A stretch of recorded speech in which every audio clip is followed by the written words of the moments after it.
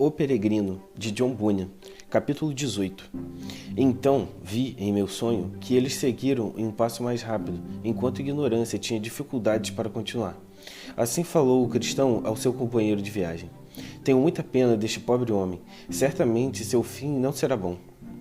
Infelizmente, em nossa cidade, existem muitos que estão nessa condição, disse esperançoso. Famílias e ruas inteiras, peregrinos também. E se há tantos assim de onde nós viemos, quantos não devem existir no país onde ignorância nasceu? Nota de rodapé. Ignorância ainda carregava consigo as mesmas ideias sobre a salvação com as quais nascera. Desde pequeno, ele havia sido ensinado a fantasiar o seu coração com sofismas. Por esta razão é que ignorantes de todas as idades são abundantes, mesmo entre os que dizem professar a fé verdadeira. Que o Senhor tenha misericórdia de nós e nos livre de tais pessoas, que sejamos ensinados a ver com nossos olhos espirituais as verdades reveladas em Cristo. Fim da nota de rodapé. Então o cristão disse: é o que diz a palavra. Cegou os seus olhos e endureceu-lhes o coração, para que não vejam com os olhos e não entendam com o coração. Agora que estamos sozinhos, diga-me francamente, o que pensa de homens como este? Será que nunca sentiram convicção dos pecados e, por conseguinte, temor do perigo em que se encontram? Creio que você, por ser mais velho e o mais experiente de nós dois, é que deve responder essa questão, retrucou o esperançoso. Bem, na verdade, às vezes eu penso que eles são naturalmente ignorantes e que não compreendem que estas convicções podem ser boas para a sua vida e que, portanto, procuram reprimi-las ou eliminá-las, pretensiosamente, continuando a louvar os caminhos do seu próprio coração, respondeu o cristão. Concordo com o que você diz, meu amigo. O temor, muitas vezes, leva o homem para o bom caminho e faz com que ele, desde o começo de sua peregrinação, siga pelo caminho certo. Isso, não devemos ter dúvidas sobre aquilo que é bom, porque assim diz a palavra: no temor ao Senhor está a sabedoria. Como você reconhece esse bom temor? O verdadeiro temor ao Senhor, ou o bom temor, pode ser reconhecido por 3 razões, diz cristão. Primeiro, de onde ele vem. O verdadeiro temor surge pela convicção salvadora para os nossos pecados. Em segundo lugar, ele encaminha a alma a chegar-se a Cristo e buscar salvação. Em terceiro lugar, ele cria e conserva uma grande reverência a Deus, sua palavra e também a seus caminhos. Ele mantém o pecador sensível à voz de Deus, torna-o temeroso em trocar o caminho da direita pelo caminho da esquerda.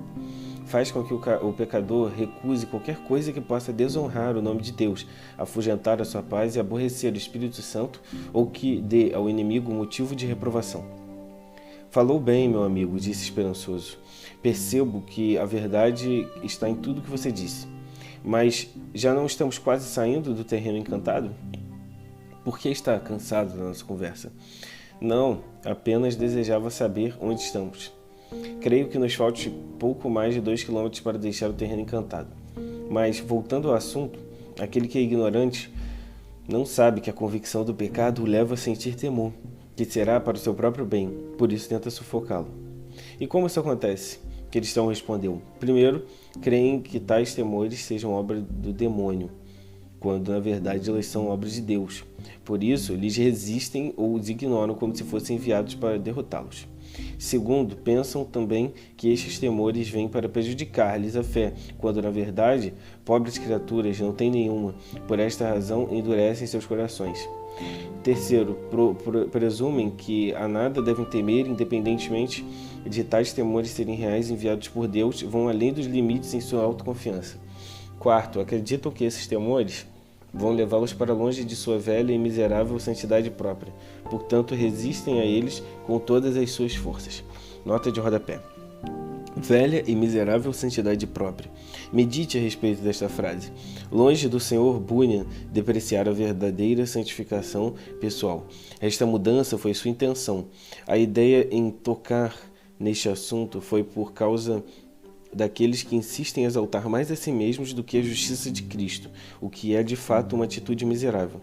Trata-se, na verdade, da justiça própria do velho homem pecador, porque a verdadeira justiça vem da crença da verdade de Cristo e do seu amor pela verdade. Tudo que nos afasta da justiça de Cristo segue diretamente para o caminho da autoconfiança e da exaltação própria. Fim da nota de rodapé. Deixemos de lado este assunto, disse cristão, e falemos agora sobre outra questão proveitosa. Com prazer, amigo. Escolha um assunto para começarmos. Você se lembra, há mais ou menos uns 10 anos, de certo homem chamado Temporário que vivia lá para os seus lados? Ele era muito conhecido como um homem bastante religioso naquela época. Ah, claro que me lembro. Ele morava na cidade da Miséria, que ficava uns 2 quilômetros de distância da cidade da Honestidade. Recordo-me agora que ele era o vizinho de volta atrás. Sim, era um vizinho de porta. Temporário, uma vez, tinha sido desperto para seus pecados e chegou mesmo a ter alguma convicção deles e do preço que custam os homens. Lembro-me dos fatos, pois sua casa estava da minha a menos de 1 quilômetro. Muitas vezes veio até mim em lágrimas, muito me apiedando dele. Tive até mesmo esperanças que pudesse seguir em frente, mas nem todo aquele que diz Senhor, Senhor entrará no reino dos céus. Ele contou-me uma vez que planejava sair em peregrinação, tal qual estamos agora. Mas, inesperadamente, conheceu um tal de salvação própria. Depois disso, passou a tratar-me como um estranho. Nota de rodapé. É bom lembrarmos de nossa própria ignorância quando ainda estávamos em estado natural. Assim, podemos exercitar nossa humildade e a nossa gratidão a Deus que nos criou para sermos diferentes dos demais e praticar a misericórdia com aqueles que ainda estão andando no orgulho da velha natureza, da justiça própria e da autoconfiança. Salvação própria. Esta é uma geração muito abundante em nosso meio. Os que andam no Espírito são considerados por eles como estranhos, assim como as verdades da lei de Deus e as promessas do Evangelho. Consequentemente, também se tornam estranhos para aqueles que sabem que esta geração está completamente perdida e sem nenhuma esperança de salvação por seus próprios meios, e não podem ter comunhão com eles, pois não acreditam agora a salvação definitiva em Jesus. 2 pessoas andarão juntas se não estiverem de acordo? Amós 3:3.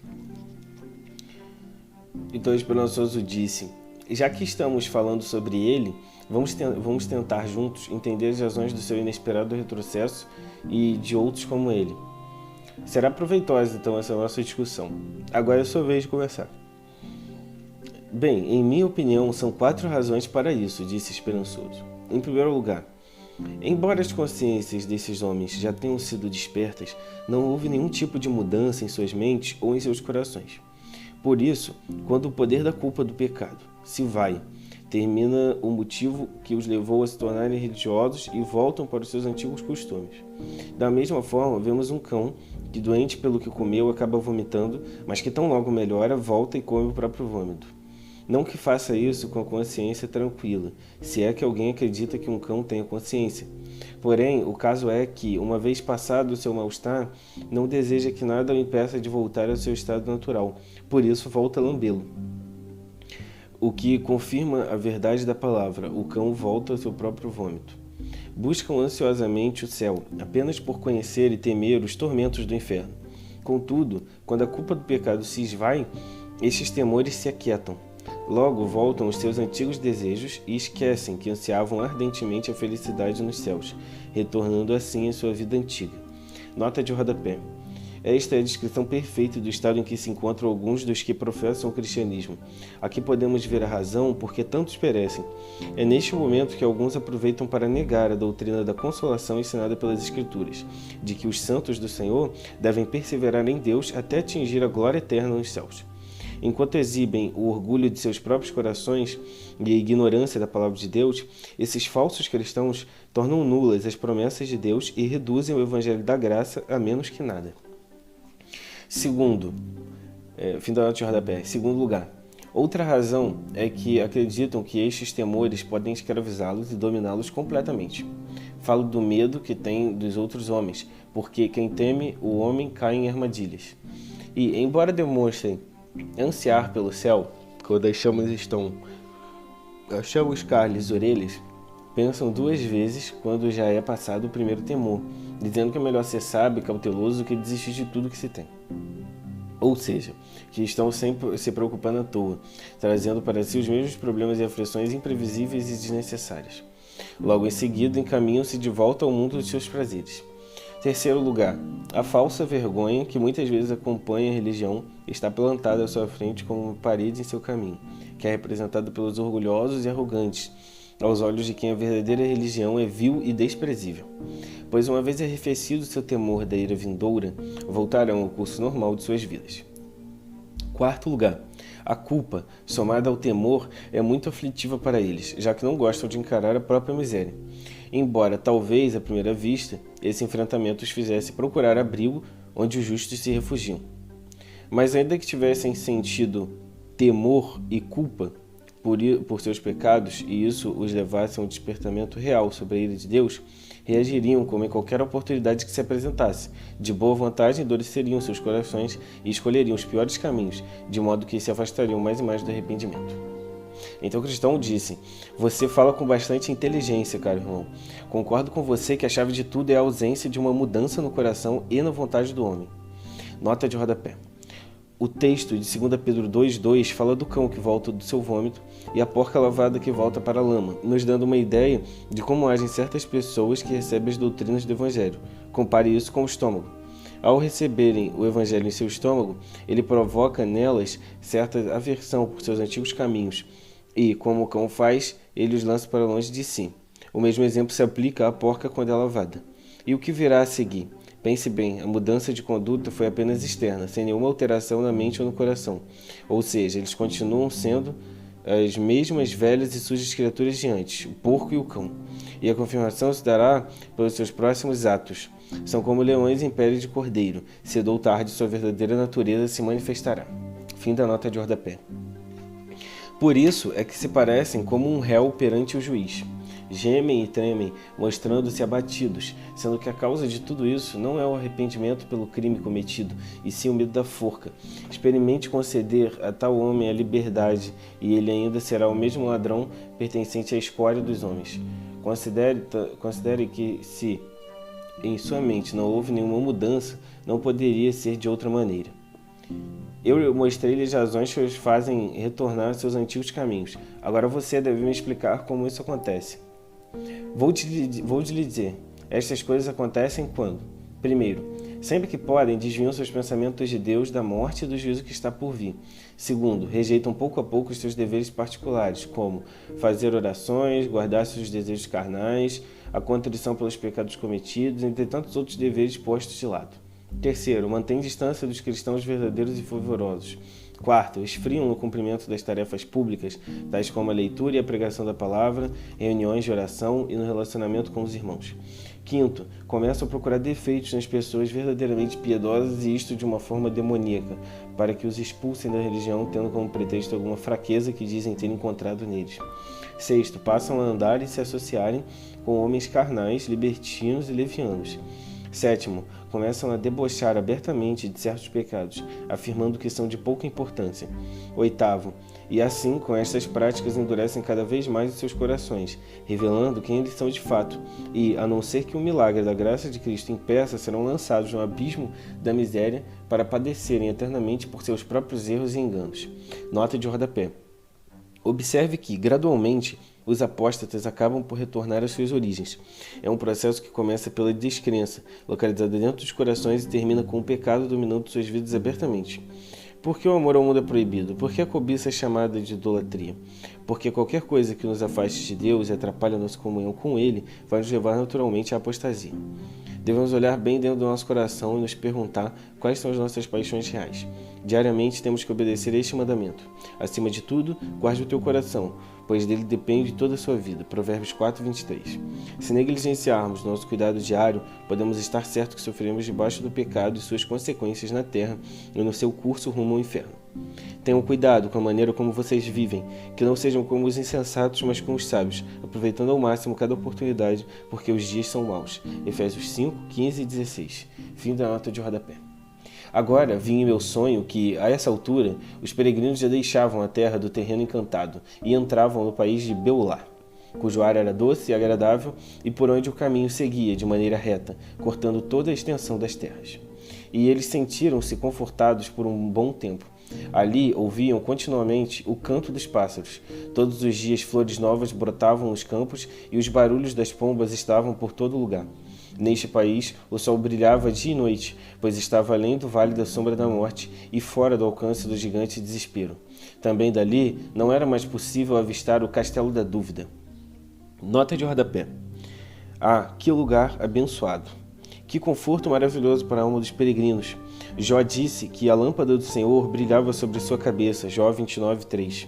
A igreja em êxtase clama: gritem de alegria, ó céus, regozije-se, ó terra, e rompam em canções, ó montes, pois o Senhor consola o seu povo e terá compaixão dos afligidos. Isaías 49:13. O apóstolo Paulo chama isso de a plenitude da bênção de Cristo, em Romanos 15:29. Fim da nota de rodapé. De onde se encontravam, tinham vista da cidade para onde estavam se dirigindo, e ali também encontraram alguns dos moradores dessa cidade, pois era frequente aos resplandecentes caminharem por esta terra, já que ela ficava nas fronteiras do céu. Foi nessa terra que o contrato entre a noiva e o noivo se renovou. Sim, e nesse país, assim como o noivo se regozija com sua noiva, assim o seu Deus se regozija por você. Ali eles não tinham necessidade de trigo ou vinho, porque naquele lugar havia abundância, tudo o que buscaram durante toda a sua peregrinação. Ouviam vozes que vinham de lado de fora da cidade, dizendo: digam à cidade de Sião, veja, o seu Salvador vem. Veja, ele traz a sua recompensa e o seu galardão o acompanha. Todos os habitantes desse lugar chamavam-se Povo Santo, redimidos do Senhor. Agora, enquanto caminhavam por aquela terra, sentiam-se mais felizes do que qualquer outro país em que passaram antes dali chegar. E aproximando-se mais dos limites que levaram à cidade, tiveram uma visão perfeita da cidade celestial. Era construída com pérolas e pedras preciosas. Também a rua era pavimentada com ouro, de modo que, por causa da glória natural da cidade e o brilho do reflexo dos raios de sol sobre ela, o cristão adoeceu de desejos de ali permanecer. Esperançoso teve, por sua vez, 1 ou 2 ataques da mesma doença, razão pela qual ali se dedicaram por mais um tempo e choravam em alta voz por causa das dores dessa doença. Se encontrarem meu amado, digam-lhe que estou doente de amor. Nota de rodapé. Compreenda o que é estar ansioso por desfrutar completamente da glória do Senhor Jesus. Alguns de nós se sentem tão dominados por este pensamento que o nosso corpo terreno, tão frágil, fica a ponto de ser subjugado ou desfazer-se em dores. Por isso, eles clamaram dizendo: Senhor, segura minha mão, pois que desfaleço e morro quando compreendo o seu precioso amor. Derrama, Senhor, este amor sobre nós de forma abundante, nesses engelados corações. Fim da nota de rodapé. Assim que se sentiram um pouco mais fortalecidos e em condições de caminhar novamente, seguiram seu caminho, chegando cada vez mais perto da cidade, onde pelo trajeto havia pomares, vinhedos e jardins. Os portões desses lugares ficavam abertos para a estrada principal. Conforme passavam estes lugares, encontraram um jardineiro que cuidava por ali, a quem os peregrinos perguntaram: a quem pertence esse jardim e estes vinhedos? Pertencem ao rei, o jardineiro respondeu. E tudo que foi plantado aqui é para o prazer do rei e também o conforto e a consolação dos peregrinos que por aqui passarem. Disse-lhes também que podiam entrar nos vinhedos e escolher os mais delicados cachos para cada um. Mostrou-lhes os lugares por onde o rei costumava caminhar e os bosques onde ele se deleitava. Assim resolveram ficar e dormir ali. E vi em meu sonho que, enquanto dormiam, os peregrinos continuavam falando e durante esse sono falaram mais do que em toda a viagem até ali. Fiquei meditando sobre o que estaria acontecendo e então o jardineiro dirigiu-se a mim dizendo: por que se preocupa com o que vê? É da natureza das uvas destas vinhas, descer doce e suavemente pelos lábios e fazer falar aqueles que dormem. Em meu sonho eu vi que, quando eles despertaram, levantaram-se e saíram em direção à cidade. Mas, como eu já havia dito, o reflexo do sol sobre a cidade era tão incrivelmente glorioso, porque a cidade era coberta de ouro, que eles não podiam contemplá-la diretamente. Só era possível ver a cidade através de um instrumento criado para esse propósito. Vi quando eles, seguindo em frente, encontraram-se com 2 homens vestidos com roupas que brilhavam como ouro e seus rostos brilhavam como a luz. Eles perguntaram aos peregrinos de onde vinham e cristãos esperançosos lhes contaram. De igual modo, perguntaram onde eles se alojaram durante a jornada e que dificuldades e perigos enfrentaram, que confortos receberam e que prazeres encontraram pelo caminho. Em seguida, os peregrinos lhes contaram tudo pelo que haviam passado até agora. Então os homens que encontraram os peregrinos lhes deram a seguinte informação: vocês ainda terão que enfrentar mais 2 dificuldades antes de entrarem na cidade celestial. Nota de rodapé. Quais são as 2 dificuldades? Não seriam a morte e a descrença? pois é em razão da segunda, a descrença, que a primeira, a morte, se torna motivo de sofrimento para o homem. Apenas em Jesus é possível vencer o mundo, subjugar o pecado e derrotar a morte através da fé em Cristo. Com uma única palavra, Jesus, o Mestre, nos sustenta para que essa fé não venha falhar e mantenha firme a nossa esperança. Fim da nota de rodapé. Ouvindo isto, o cristão e seu companheiro pediram aos dois homens que seguissem com eles, ao que os homens responderam que gostariam muito de fazê-lo. Porém, disseram-lhes, vocês terão que vencer estas dificuldades através da sua própria fé. Vi então, em meu sonho, que eles caminharam juntos, até que avistaram os portões. Agora, eu podia ver que entre eles e os portões havia um rio, sobre o qual não havia ponte e que as suas águas eram muito profundas. Quando os peregrinos tiveram a visão completa do rio, ficaram perplexos e não sabiam o que fazer. Os homens, contudo, lhe disseram, vocês terão que atravessar para além do rio, ou não poderão chegar aos portões. Nota de rodapé. Agora os peregrinos iriam encontrar e enfrentar o último inimigo da sua jornada, a morte. Quando a morte os encara face a face, seus medos aumentam, mas não há alternativa. Eles terão que atravessar o rio. Para o que estão olhando agora? Procuram dentro de si uma resposta para o que fizeram até agora e para o que terão de fazer. Porém, a resposta não está dentro deles. Apenas Jesus venceu a morte e pode nos fazer vencer o medo da morte que habita dentro de nós. É para Jesus e tão somente para Ele que devemos olhar. Fim da nota de rodapé.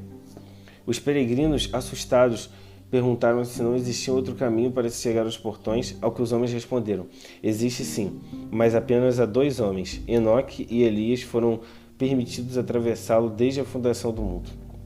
E a nenhum outro será permitido outra vez, até que soe a última trombeta. Os peregrinos, especialmente o cristão, começaram a desesperar-se, olhando ao redor procurando uma forma de escapar do rio. Todavia não encontraram. Perguntaram aos homens, o rio tem a mesma profundidade em todos os lugares?